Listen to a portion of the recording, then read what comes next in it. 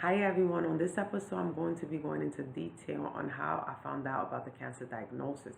So back in March of 2015, the company that I was working for filed for bankruptcy, and as a result I got laid off from my job.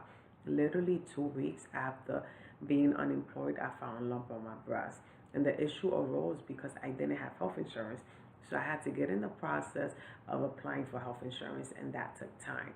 So by the time my health insurance became active, I was able to seek medical treatment. And at that time, the lump that I initially felt that was small grew drastically. And that was alarming to me because I knew something wasn't right. So when I saw the doctor initially, he scheduled me for a sonogram. And when I got the sonogram done, it indicated that something suspicious, something right wasn't there. So they proceeded to schedule me for a biopsy. When I got the biopsy done, they told me that I had to wait 1 full week to get the results. That 1 week that I waited was the longest week of my life. So the day that I went to get the results of the biopsy was June 15, 2015. And as I was walking inside the hospital, I felt a rush of wind go right across me, and it like took me aback because it was so strong. And I felt a voice within me say, "You're not gonna get good news, but I need you to be strong." And that scared me. But then I said, "Is that me, or is that like my mind just going through things? Like it can't be God, because I'm not gonna hear, God isn't gonna tell me something like this." So I brushed it off and I went inside the hospital. And as I was waiting to meet with the doctors, my best friend was with me. So she was just talking to me, trying to keep me distracted as we waited for the doctor to call me. So finally the doctor called me. She's inside the doctor's office with me, and the doctor comes in very rushed, in a hurry, very insensitive. And she stated that the biopsy wasn't good, and it indicated that that it is cancer, and that it spread to the lymph node, so it's not looking good. Her second question to me was either, do you want to stay here and get treatment, or do you want to go to a specialized hospital that specializes in cancer for you to get your treatment there? Long story short, I decided to go to the specialized hospital.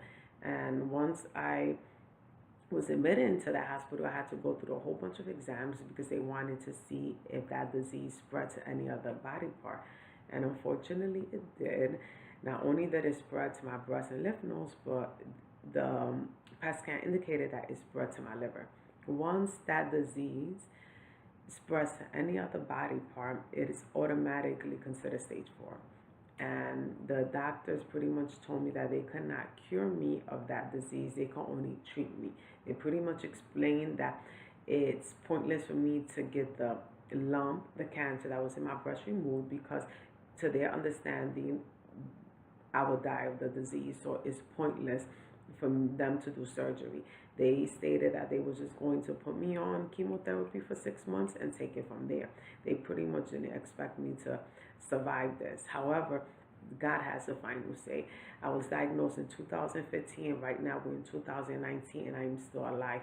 Yes, there has been hiccups across these years, because the initial diagnosis was in 2015. Then I got diagnosed again in 2018 because, as I stated earlier, they never removed the cancer from the breast. They just treated me with chemo.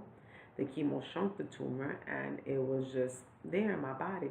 And unfortunately, it came back in 2018. But since my body has been responding very well to the treatment, they decided to remove the cancer from my breast. And God miraculously healed my liver from cancer without surgery. So right now I'm completely healed of cancer. And I am beyond ecstatic, and only the hand of God could do that. Yes, I give the doctors credit because they have helped me, but that was God working through the doctors. I want you to know that the God that we serve is the God of the impossible. I realized that I had limited God. I started seeing God as like a human, in the sense that I was like, well, God, I don't know if you could heal me, because they stated it's stage 4 and they're not giving me any hope and they're telling me I'm gonna die. But I realized that I can't put a limit on God. I can't put a cap on him because nothing is too hard for him. And I'm living testament of it because I'm still alive. And I decree and declare and I prophesize over myself that I will live a long, long, long, healthy life and that I will not die of this disease. So if you've been given a death sentence, I want you to know that remove the restrictions. Our God is the God of the impossible. Nothing's too hard for him. Don't stand on what the doctors tell you, stand on what God says.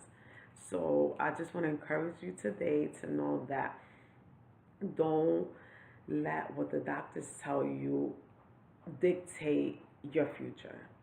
Okay, and I will be doing more videos, and I hope that you will stay tuned and listen to the other stuff that I have to talk about. Okay.